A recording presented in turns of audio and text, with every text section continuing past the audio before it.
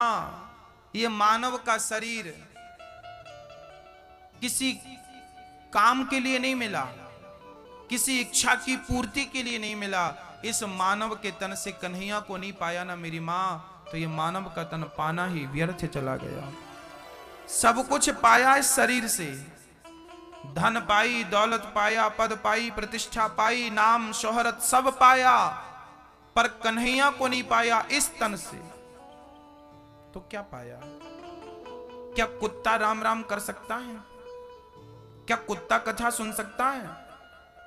कथा सुनने का अवसर केवल मनुष्यों को मिला है, कीर्तन करने का अवसर केवल मनुष्यों को मिला है, पुण्य धर्म करने का अवसर केवल मनुष्यों को मिला है। और मनुष्य होकर के भी अच्छे कर्म तुमने नहीं किए, तो ये मानव का तन पाना व्यर्थ चला गया कि नहीं?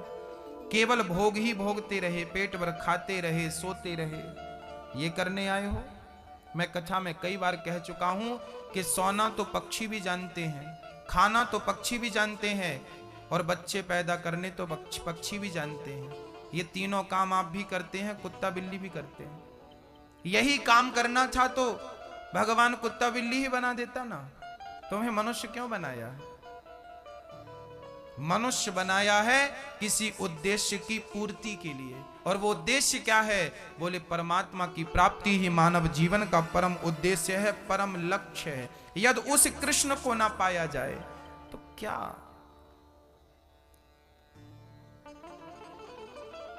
एक पिता ने लड़की का विवाह किया, बहुत सारा धन धान्य दिया दहेज में, पर लड़की ससुराल गई तो पता चला कि लड़की अपने पति से प्रेम ही नहीं करती।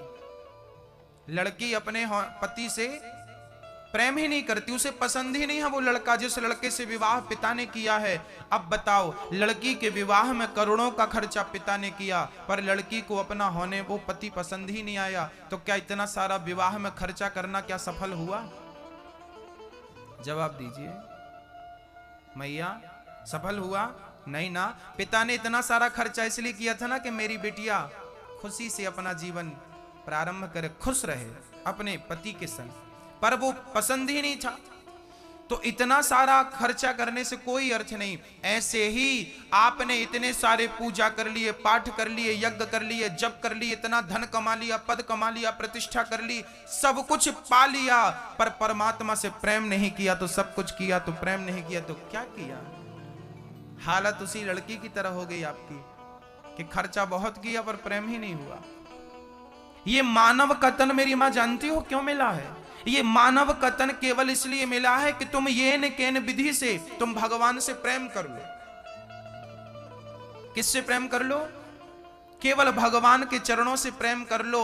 बस यदि उनके चरणों में प्रेम हो गया, प्रीति हो गई, तो ये मानव जन्म सफल। और तुमने बेटे से, बेटी से, पत्नी से, पति से, दौलत से ही प्रेम किया तो व्यर्थ चला गया तुम्हारा जीवन। अरे पत्नी से तो सब, पति से तो, बच्चों से तो सब प्रेम कर रहे, कुत्ता बिल्ली भी अपने बच्चों से प्रेम करते हैं। बताओ, आप जितना प्रेम अपने बच्चों से करती हो ना, बंदरिया भी इतना प्रेम करती है अपने बच्चे से, वो भी छाती से चिपकाए घूमती है अपने बच्चे को। हाँ या ना? अरे भाई, बच्चों से प्रेम करना तो पशु पक्षी भी जानते हैं, बच्चों का पेट भरना तो पशु पक्षी भी जानते हैं। चिड़िया तो दाना लेके आती है और अपने बच्चे की चोंच में मुंह खोल के डालती है, देखा कभी आपने? चिड़िया भी, पक्षी भी, मछली भी अपने बच्चों से प्रेम करना जानते हैं, पर वो लोग अभागे हैं, वो कृष्ण से प्रेम करना नहीं जानते। मेरी माँ, आप भाग्यशाली हो, आप कृष्ण से प्रेम करना जानती हो। और यदि आपने कृष्ण से प्रेम नहीं किया तो इन सब से प्रेम करने से क्या मिलेगा? सब तो कर रहे हैं, इंदौर में कौन है जो अपने बच्चों से प्रेम नहीं कर रहा? सब कर रहे हैं, पर महान वो नहीं है जो अपनों से प्रेम करें। मेरे तो गिरधर गोपाल, उन अपनों में श्री कृष्ण को भी शामिल कर लो ना। आपके अपनों में मैं ये नहीं कहता कि प्रेम ना करो, करो, पर उन अपनों में इनको भी शामिल करो। ये तुम्हारे हैं, मेरी बात आपको अभी समझ में नहीं आएगी, पर एक दौर पे मेरी बात आपको सच लगेगी कि इस संसार में ना तो बेटी, ना तो बेटा, ना तो पत्नी, ना तो पति, आखिरी वक्त में मुसीबत के टाइम पे केवल कन्हैया एक ही याद आता है भक्तों। हाँ, और कोई नहीं आएगा। सारे लोग अपने अपने सुख के साथी हैं। पति भी पत्नी से सुख चाहता है, पत्नी भी पति से सुख चाहती है, माँ बाप भी बेटों से सुख चाहते हैं। बेटा सेवा करेगा, गिलास भर पानी देगा। बेटे भी माँ बाप से सुख चाहते हैं कि हमें अच्छा पढ़ाएंगे लिखाएंगे, पापा के पास पैसा है, चिपके रहो। हाँ, हर व्यक्ति, चाहे किसी का भी आप बैकग्राउंड चेक कर लीजिए, हर व्यक्ति स्वार्थ से जुड़ा है। पति भी पत्नी से स्वार्थ चाहता है। आप उसकी बातें मानती रहो, इच्छाएं पूरी करते रहो तो अच्छी हो, और एक बार यदि उसकी इच्छाएं पूरी नहीं भई, बात नहीं मानेगी तो गुस्सा करता है। संत लोग कहते हैं कि कोई व्यक्ति किसी से प्रेम नहीं करता, केवल अपने स्वार्थ से प्रेम करता है। स्वार्थ सिद्ध हो गया, चला गया। जिस दिन स्वार्थ पूरा हो जाएगा ना, किसी का भी, चाहे वो कोई स्त्री हो, पुरुष हो, बेटी हो, बेटा हो, स्वार्थ सिद्ध होने के बाद कौन किसी को पलट के देखता है? स्वार्थ लाग करें सब प्रीति, सुर नर जन मुनि की यह रीति। ऐसी थोड़ी लिखा है शास्त्रों में। सारी दुनिया स्वार्थ से आपसे प्रेम करेगी मेरी मां, पर एक कन्हैया है जो निस्वार्थ प्रेम करता है। और मेरी मां, प्रेम की सही कीमत, प्रेम का सही मूल्य कौन चुकाता है? सुदामा ने प्रेम किया कृष्ण से, तो मूल्य कैसे चुकाया? अब बताओ, आपके घर भी तो अतिथि रोज आते होंगे, क्या आप कृष्ण जैसे बनकर उन अतिथियों से मिलते हैं क्या? क्या कोई अमीर आदमी कृष्ण जैसा, क्या फकीर आदमी सुदामा जैसों को गले लगाएगा? भाई, जिसकी धोती फटी हो, जिसके पांव में कांटे चुभे हो, जो भिखारी हो, ऐसों को गले कौन लगाता है? पर प्रेम का मूल्य तो कृष्ण चुका सकता है। गले लगाकर आज कृष्ण ने प्रेम का मूल्य चुकाया है। ये प्रेम की परिभाषा, ये प्रेम का मूल्य, कीमत है। ये प्रेम किया था जटायु ने, तो जटायु पक्षी था, पर कन्हैया ने, राम ने प्रेम का मूल्य कैसे चुकाया? बोले जटायु का अंतिम खुद के पिता मर गए, संस्कार करने नहीं गए राम जी, पर जटायु के लिए रोए हैं राम जी। उनके जटायु के शरीर पे लगी धूल अपने केसों से, बालों से, जटाओं से साफ की राम ने। वाह राम, धन्य है आप। ये प्रेम का क्या मूल्य चुकाया। जटायु ने प्रेम किया तो देखिए मूल्य कैसे चुकाया। अरे मीराबाई ने प्रेम किया, यदि हम आपसे प्रेम करेंगे ना तो आप हमें अपने घर पे जगह दोगे, पर भगवान से प्रेम किया मीराबाई ने तो अपने हृदय में जगह दी है मीराबाई को गोविंद ने। द्वारिकाधीश, आज कहीं मीरा की समाधि नहीं बनी मेरी मां। आखिरी समय मीराबाई कीर्तन करते करते गोविंद के मुख में समा गई थी, द्वारिकाधीश के यहां हृदय में समा गई थी। कहीं समाधि नहीं है मीराबाई की। प्रेम किया था तो यहां जगह दी। ये दुनिया वाले प्रेम का क्या मूल्य देंगे? हजार अच्छाई करना, तुम मेरी बात पे यकीन नहीं है, प्रैक्टिकल करना। आप हजार अच्छाई करना और एक गलती हो जाए ना तो दुनिया के लोग हजार अच्छाई भूल जाएंगे आपकी और एक गलती को याद रखेंगे। पर मेरा कन्हैया, हजार गलतियां करना, कुछ एक अच्छा हो जाएगा ना तो कन्हैया तुम्हें गले लगाएगा कि तुमने एक तो अच्छा किया है। पूतना मौसी मारने आई थी जहर पिला के, पर उसने गले लगाया, पर उसने गले लगाया कन्हैया को, छाती से लगाया मां बनकर, तो भगवान ने उस बल पर तार दिया। हमारी हजार अच्छाइयां एक तरफ, आप अच्छाइयां करते हैं ना सबके संग अच्छा करते हैं। जिनके संग अच्छा करेंगे ना वही लोग ताकते रहेंगे कि आपकी गलती कहां हो और हम कहां आपको बोलें। वो बोलने का मौका ढूंढते रहेंगे। पर कन्हैया है कि आपकी गलतियों पर कोई ध्यान नहीं है। वो तो चाहता है कि एक अच्छाई मिल जाए आपकी तो भवसागर से आपको पार लगा दें, अपने पास बुला लें। अरे उसे तारने के लिए कम से कम एक तो अच्छाई कर लेना। उस अच्छाई के बल पे वो तुम्हें भवसागर से पार तो लगा सके। एक मौका तो देना उसे तुम्हें तारने का, कुछ तो अच्छा कर लेना जीवन में। और वो अच्छा क्या है? बोले उस कन्हैया से प्रेम कर लेना, यही सबसे अच्छाई है भक्तों। इससे अच्छा मुझे लगता कुछ नहीं। कन्हैया से प्रेम ही मानव तन की, मानव जीवन की सफलता है। मिले ही न रघुपति बिनु अनुरागा, किए जोग जप ज्ञान विराग। केवल प्रेम, राम ही केवल प्रेम प्यारा। भगवान को प्रेम किया जाए, केवल प्रेम, केवल प्रेम, केवल प्रेम, केवल प्रेम, कुछ नहीं। हाँ भक्तों, सारी गोपियां प्रेमी थीं, जब आई भगवान ने सबको हृदय से लगाया। सारी गोपियां आनंदित हो गईं, गदगद हो गईं। भगवान किसी के कंधे पे हाथ रख रहे हैं, किसी के गले लग रहे हैं, किसी को पुचकार रहे हैं, किसी को प्यार कर रहे हैं, किसी के माथे को चूम रहे हैं, किसी को गोद पर बिठा के उसकी चोटी करने लगे, तो किसी की कंघी करने लगे, तो किसी को प्यार से भगवान उसके बालों में फूल लगाने लगे। इस प्रकार भगवान अपने गोपियों को, जैसे माँ अपने बेटे को श्रृंगार करती है, जैसे माँ अपने बिटिया का श्रृंगार करती है, ऐसे भगवान अपने भक्त का श्रृंगार करने लगे, श्रृंगार करने लगे और भक्त की कामना पूरी करने लगे, अभिलाषा। कहते हैं ना कि भगवान भक्त की हर इच्छा पूरी करता है, हाँ या ना?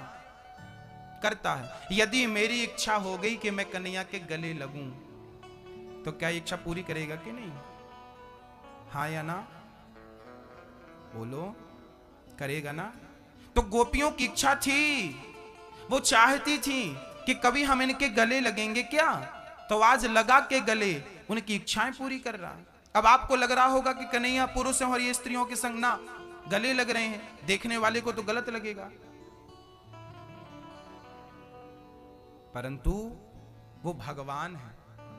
मैं गोपियों के बारे में कह चुका शुरू में, प्रारंभ में, कि गोपियां अपने आप को भूल चुकी थी मैं कौन हूं।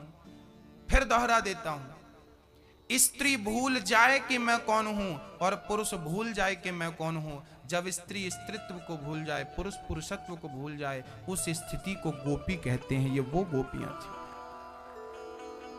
ये भूली हुई, जैसे मिश्री पानी में मिलकर एक हो जाती है, ऐसे भक्त भगवान में मिलकर एक हो गया, बस वही तो रास था। आज ठाकुर जी रास गोपियों के संग रचाने लगे। गोपियों से भगवान ने कहा, देवियों ये अच्छा नहीं है, देखो अपने अपने पतियों को छोड़कर तुम आई हो ना, जाओ अपने घर जाओ।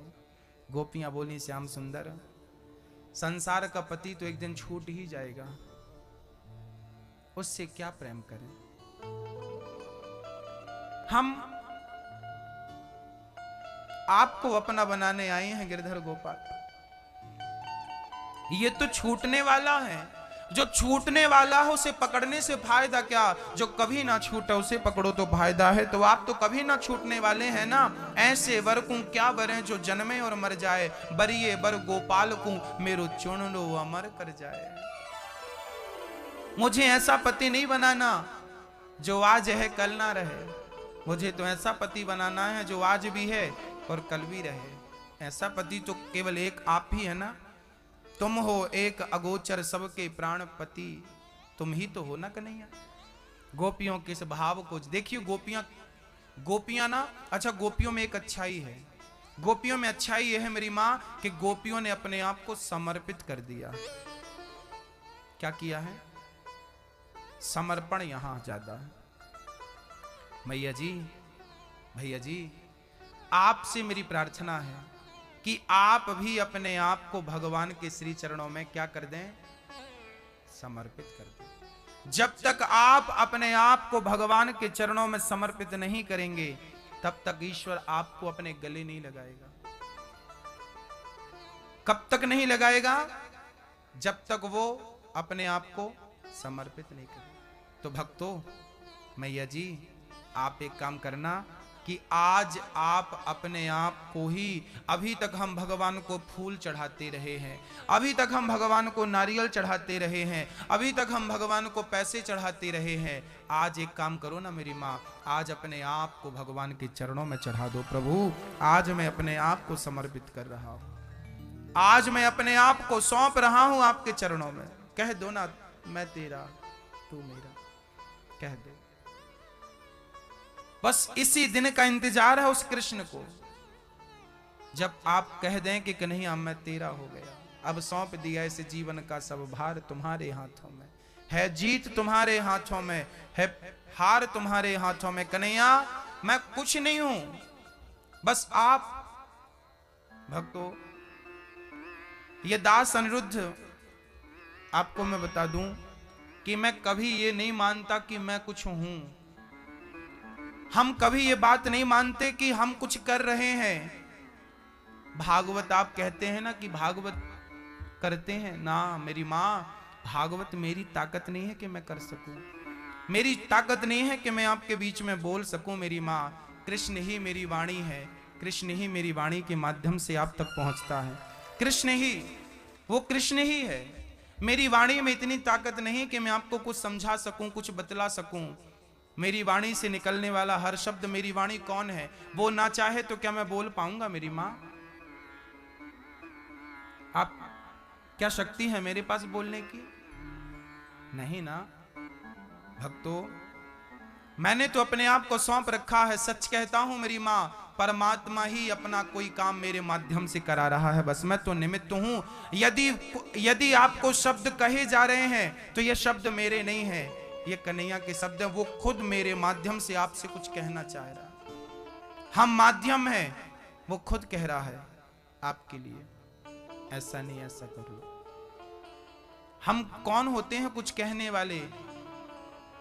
भक्तों, हम शून्य हैं, जीरो हैं, कुछ नहीं। वो चलाने वाला वही है, सब कुछ करने वाला वही है। हमने तो अपना माथा उनके चरणों में रख दिया है, उनको अपने मस्तक पर बिठा रखा है। कन्हैया, बस हमारा कोई अस्तित्व नहीं है, कोई अस्तित्व नहीं है, कोई पहचान नहीं है हमारी अपनी, कुछ नहीं है हम।